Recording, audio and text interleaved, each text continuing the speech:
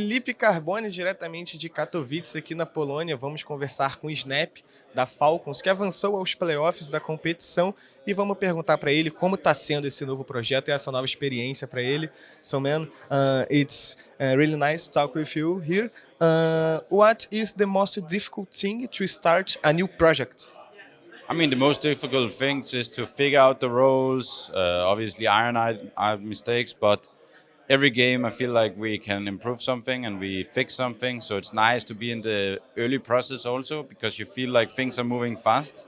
When you've been a team for a while, sometimes you hit a point where things are kind of, standing still. So it feels that way because it's such small details, but right now we can improve on a lot of big details, so it's nice. And is it the most difficult project you ever participate?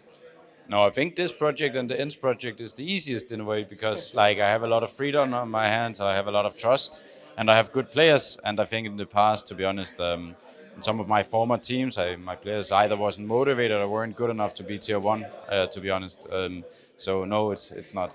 Uh, a few months ago, you and Ens has a top 4 maybe on world ranking, So you felt any fear to start a new thing?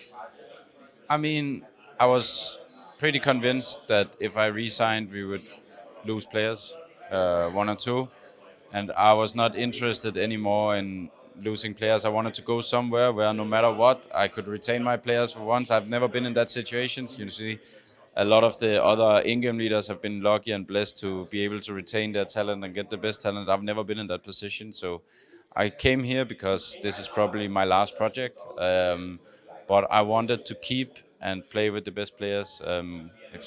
If someone is amazing, I want to be able to keep them, and I've never been able to do that in my career. As you saw with Spinks, also went to Vitality, won a major, and I just want to have the best players and keep them now. You are thinking about retirement or anything about that like that? No, not now. But I hope that I can obviously end my career here with a lot of success. Probably. I'm 33. I have a kid. I have a wife. Eventually, time is running out. I think I have maybe 5 more years in me. I think I can play up until I'm close to 40, but time will tell. A few months ago, you talked about help in MIBR. What you can tell about this? I mean, I think it was a bit. The coach, he wrote me about some stuff, and then he asked me if Exit could add me to Steam, and asked some stuff about in-game leading, and then I told some of our stuff, like with the practice schedule, also some of the things we were doing off the server, small details, and I think it was just small things that they could potentially implement. And I don't mind helping them because I obviously know a bit from 1.6, and he's been in CS:GO.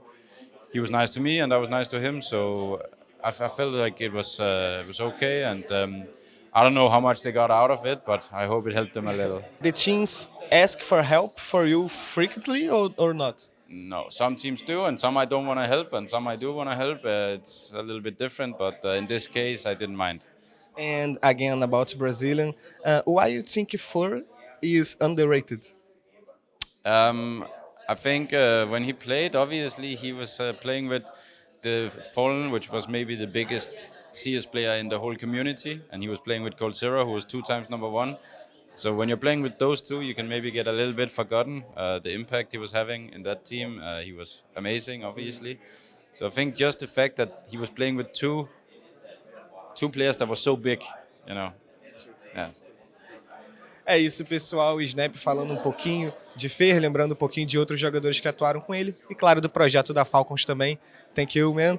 Estamos aqui em Katowice e fique com a gente, porque já já tem playoffs aqui da competição. Um abraço.